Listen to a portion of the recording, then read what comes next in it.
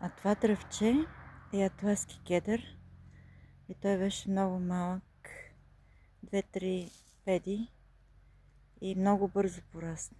Много бързо. Ето по колко е висок. Повече от 2 метра. И е много красив. Ето и корейската ела, без сняг.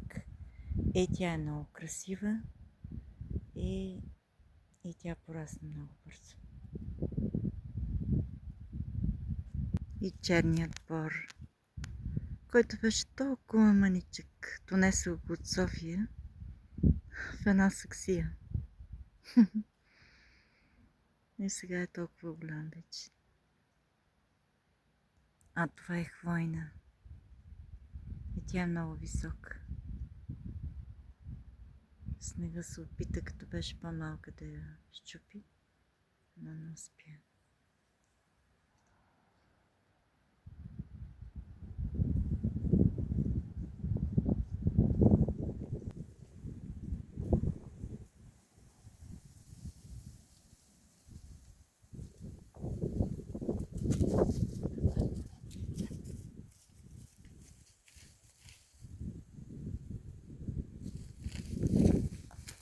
Тук перониката.